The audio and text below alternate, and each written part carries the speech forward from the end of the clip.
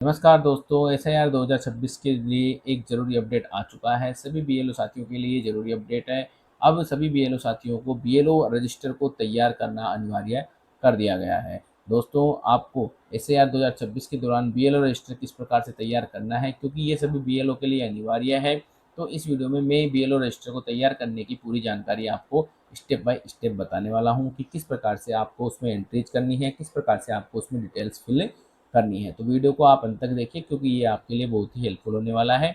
और अगर आप चैनल पर नए हैं तो हमारे चैनल को सब्सक्राइब जरूर कर लें और अपने बीएलओ साथियों के साथ इस वीडियो को ज़्यादा से ज़्यादा शेयर जरूर करें। दोस्तों, आपको जब बीएलओ किट मिली होगी तो इस प्रकार का बूथ लेवल रजिस्टर भी आपको मिला होगा। ये बूथ लेवल रजिस्टर आपको जब एनुमरेशन फॉर्म दिए होंगे या उससे पहले आपको जो है दे दिया गया होगा। तो ये जो बूथ लेवल ऑफिसर का रजिस्टर है यानी बीएलओ रजिस्टर है, इसमें आपके एसी का नाम और पोलिंग नंबर यहाँ पर आपको लिखना होता है। अब इसके अंदर की हम बात करते हैं, तो यहाँ पर जो बूथ लेवल ऑफिसर का जो रजिस्टर है उसमें हमें जब भी हम ईएफ को डिस्ट्रीब्यूट करेंगे और ईएफ को वापस कलेक्ट करेंगे तो उससे संबंधित मतदाता की जो है हमें सारी जानकारी यहाँ पर लिखनी है। मतलब जिस भी वोटर को हम ईएफ देंगे, गणना प्रपत्र देंगे और उससे गणना प्रपत्र वापस लेंगे, उससे संबंधित सारी डिटेल्स हमें यहाँ पर फिल करनी है। तो मैं आज आपको ये जितने भी स्टेप्स हैं, यहाँ पर पहला दिया हुआ है serial number in part, name of elector, sex, relationship, name of relation, age, EPIC number, date of issue of enumeration form, date of first visit, date of second visit, date of third visit, date of receipt of enumeration form, reason of non collection of EF, sign of elector oblique family member. इस register में जितने भी column दिए हैं उनके बारे में आपको मैं डिटेल से बताता हूँ और विस्तार से बताता हूँ कि किस प्रकार से आपको यहाँ पर एंट्री करनी है। अब देखिए दोस्तों, ये जो हमारा बूथ लेवल रजिस्टर है उसमें जो सबसे पहले ऊपर ही ऊपर इसमें जो दिया हुआ है वो लिखा हुआ है एसी नेम एंड नंबर। तो आपको यहाँ पर जो है एसी नेम यानी आपको विधानसभा का नेम और नंबर यहाँ पर लिख देना है। तो विधानसभा का नेम आपको यहाँ पर लिखना है। मान लीजिए मेरी विधानसभा जो है कालका जी है, तो मैं यहाँ पर कालका जी लिख दूंगा। देखिए मेरी विधानसभा का नाम यहाँ पर जो कालका जी था तो मैंने यहाँ पे कालका जी लिख दिया है और इसका जो नंबर है मैं वहाँ पर इसका नंबर यहाँ पर लिख देता हूँ। अब यहाँ पर साइड में लिखा हुआ पोलिंग स्टेशन नंबर, आपका जो भी पीएस है वो पीएस नंबर आपको यहाँ पर लिख देना है। अब मेरा पीएस नंबर 21 है तो मैं इसको यहाँ पर जो है लिख देता हूँ। अब दोस्तों यहाँ पे इधर इधर वाला लेफ्ट साइड में पहला कॉलम दिया हुआ है सीरियल नंबर इन पार्ट, यानी कि आपको यहाँ पर जो पार्ट सीरियल नंबर है आपकी वोटर लिस्ट में मतदाता का जिसको आपको इन्फॉर्मेशन फॉर्म वितरित करना है उसका पार्ट सीरियल नंबर यहाँ पर लिखेंगे। मान लीजिए उनका पार्ट सीरियल नंबर इसमें 10 है तो मैं यहाँ पर लिख दूंगा 10। ये वोटर लिस्ट में उनकी क्रम संख्या होती है। अब नेम ऑफ इलेक्टर, मान लीजिए कोई भी इलेक्टर है जिसका नाम यहाँ पर मैं लिख देता हूँ महेश है। ठीक है, हम यहाँ पर एक तरीके से डेमो डिटेल लिख रहे हैं तो मैंने लिख दिया यहाँ पर महेश है। ठीक है, वो मेल है तो हम एम लिख देंगे। इसके बाद में रिलेशनशिप, उसका वोटर लिस्ट में जो भी नाम है रिलेशनशिप से संबंधित, मान लीजिए फादर है तो फादर लिख देंगे यहाँ पर, मदर है तो मदर लिख देंगे, तो मैं यहाँ पर फादर लिख देता हूँ। नेम ऑफ रिलेशन यहाँ पर लिखा हुआ है तो नेम ऑफ रिलेशन में हम यहाँ पर लिख देंगे फादर का नाम। ठीक है, फादर का नाम सुरेश है, मान लीजिए हम यहाँ पर सुरेश लिख देते हैं। अब इस जो इलेक्टर है उसकी हमें यहाँ पर एज लिखनी है, मान लीजिए इसकी एज है 40। ठीक है, अब इसका एपिक नंबर हम लिख देंगे XYZ 1 2 3 4, जो भी उसका एपिक नंबर है वो हमें यहाँ पर लिख देना है। अब ये जो डिटेल भर रहे हैं हम उस मतदाता के भर रहे हैं जिसे हमें एनुमरेशन फॉर्म आज देना है। ठीक है, तो ये डिटेल आपको यहाँ तक भर देनी है। इसके बाद में देखिए date of issue of enumeration form, आपने इस मतदाता को किस दिनांक को जो है एनुमरेशन फॉर्म इशू किया है वो डेट आपको यहाँ पर लिख देनी है। मान लीजिए 30 तारीख से जो है एसआईआर स्टार्ट होगा तो आपने 30 तारीख को ही इनको जो है इशू कर दिया है, तो आप यहाँ पर 30/6/26 यहाँ पर लिख देंगे। मान लीजिए आप और किसी दिन करते हैं, मान लीजिए आपने 1 जुलाई को उनको दिया तो आप 1 जुलाई लिख देंगे, 5 जुलाई को दिया तो 5 जुलाई लिख देंगे। आपको यहाँ पर उस डेट को लिख देना है जिस दिन आप उन्हें एनुमरेशन फॉर्म जो है देंगे।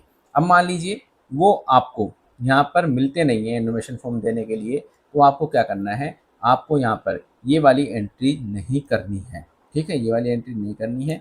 आप जो है डेट ऑफ फर्स्ट विजिट यहाँ पर लिख दें। ठीक है, कि आप इस दिन गए थे। मान लीजिए इस दिन भी नहीं मिलते हैं तो आप डेट ऑफ सेकंड विजिट यहाँ पर दे दें। इस दिन भी नहीं मिले आपको तो आप डेट ऑफ थर्ड विजिट यहाँ पर लिख दें। ठीक है, अब इसके बाद में आपको क्या करना है, आपको यहाँ पर date of receipt of enumeration form, मान लीजिए ये आपको मिल गए थे तो आपको यहाँ पर जो है आपने डेट लिख दी, उस दिन आपने दे दिया। अब आपको क्या करना है, यहाँ पे आपको date of receipt of enumeration form, आपको इनके घर पर आप उनको समय दे दें कि मैं 3 दिन बाद लेने आऊँगा, 4 दिन बाद लेने आऊँगा। आप इस फॉर्म को भरकर जो है तैयार रखें, तो आप जब भी जाएँ उनके घर पे और वो जिस दिन आपको इन्फॉर्मेशन फॉर्म वापस कर दें, आप वहाँ की डेट डाल सकते हैं। मान लीजिए हम इनके पास 4 तारीख को गए, ठीक है? तो हमने यहाँ पर 4 तारीख की डेट डाल दी। तो उन्होंने इस दिनांक को हमें जो है इन्फॉर्मेशन फॉर्म वापस किया है, तो उसकी हमने यहाँ पे डिटेल डाल दी है, date of receipt of information form. अब मान लीजिए ये जो व्यक्ति है, ठीक है? ये व्यक्ति हमें नहीं मिला, तो यहाँ पर ऑप्शन है reason of non collection of EF, ठीक है? ये वाला, ठीक है? इसमें हमें क्या करना है, हमें यहाँ पर अगर ये व्यक्ति हमें नहीं मिलता है, तो हमें क्या करना है, हमें ये वाली डेट यहाँ पर नहीं फिल करनी है, डेट ऑफ इशू, क्योंकि हम इनको इशू ही नहीं कर पाएंगे। मान लीजिए कोई व्यक्ति डेथ है, तो हम क्या करेंगे, हम उसको इन्फॉर्मेशन फॉर्म नहीं देंगे। कोई परमानेंटली शिफ्टेड हो चुका है तो भी हम उसको नहीं दे पाएंगे, ठीक है? किसी की डबल एंट्री है तो हो सकता है कि हम उसको नहीं दें, और कोई अदर रीजन है वो आपको यहाँ पर लिख देना है। आपको डेट ऑफ इशू वाली एंट्री यहाँ पर नहीं करनी है और डेट ऑफ रिसिप्ट वाली एंट्री भी यहाँ पर नहीं करनी है। आपको केवल इनका नाम यहाँ से यहाँ तक लिख देना है, और reason of non collection of EF में आपको डेट है तो डेट लिख देनी है, परमानेंट शिफ्टेड है परमानेंट शिफ्टेड लिख देना है, टेम्परेली शिफ्टेड है टेम्परेली शिफ्टेड लिख देना है, डबल एंट्री है तो डबल एंट्री कर देना है, अदर रीजन है तो यहाँ पर अदर रीजन, जो भी रीजन है वो आपको यहाँ पर लिख देना है। अब देखिए यहाँ पे लास्ट कॉलम आता है sign of elector oblique family member. हमें यहाँ पर साइन जो है इलेक्टर के या उसके फैमिली मेंबर के कब करवाने, ये जो है बहुत ज़रूरी बात यहाँ पर हो जाती है। इसमें आपको ज़रूर से ज़रूर ध्यान रखना है, क्योंकि इसे जो हम गणना प्रपत्र देंगे जब साइन करवाना है, या गणना प्रपत्र उनसे वापस लेंगे तब साइन करवाना है। तो मैं आपको यहाँ पर बता दूँ कि जिस दिन हम उन्हें गणना प्रपत्र यानी इन्वेस्टमेंट फॉर्म देंगे फिल करने के लिए, उस दिन यहाँ पर उनका साइन करवाना है। मतलब कि उन्होंने हमसे गणना प्रपत्र प्राप्त कर लिया है, अब हमारी कोई जवाबदेही नहीं है, अब उनकी सारी की सारी जिम्मेदारी होगी, ठीक है? उनसे अपना उनका साइन ज़रूर से ज़रूर लें, क्योंकि तभी वो सोचेंगे कि ये जो है साइन भी ले रहे हैं, लिखित रूप में ले रहे हैं, तो वो ज़्यादा जिम्मेदारी से उस गणना प्रपत्र को फिल करेंगे, सही से फिल करेंगे और उसको खोने से बचेंगे। क्योंकि कई मतदाता ऐसे हो सकते हैं कि जो इधर-उधर रख सकते हैं फॉर्म को और उसको जो है खो सकते हैं। तो उनको ज़्यादा से ज़्यादा जिम्मेदारी का एहसास होगा जब उनके साइन हम यहाँ पर लेंगे। तो जिस दिन आप उनको गणना प्रपत्र देंगे, उस दिन आपको यहाँ पर उनके इलेक्टर के या उनके फैमिली मेंबर के, जिसको भी आप देंगे उसके साइन आपको यहाँ पर लेने हैं, उनके साइन यहाँ करवा लेने हैं। उसके नीचे कोशिश करें कि आप उनका मोबाइल नंबर भी यहाँ पर लिखवा लें।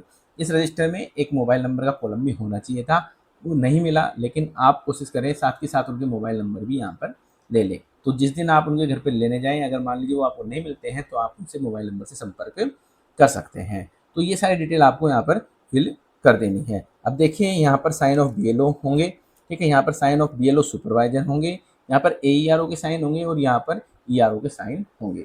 दोस्तों, आपको वर्तमान में जब आप बाँटेंगे तो आप अपने बीएलओ के साइन खुद कर दें यहाँ पे, और यहाँ पर जो अपने सुपरवाइजर के साइन करवा लें।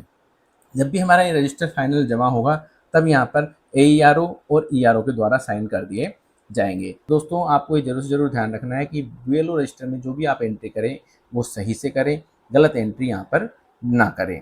ठीक है दोस्तों? तो दोस्तों, कैसा लगा वीडियो में दी गई जानकारी आपको अच्छी लगी हो तो आप अपने बीएलओ साथियों के साथ इसे शेयर जरूर करें। अगर आप हमारे चैनल पर नए हैं तो इसे सब्सक्राइब जरूर कर लें, और इसी तरह के वीडियो पाने के लिए बेल आइकन को जरूर से जरूर दबा लें। तो मिलते हैं किसी और दिन ऐसे वीडियो के साथ, तब तक के लिए जय हिंद, जय भारत, नमस्कार।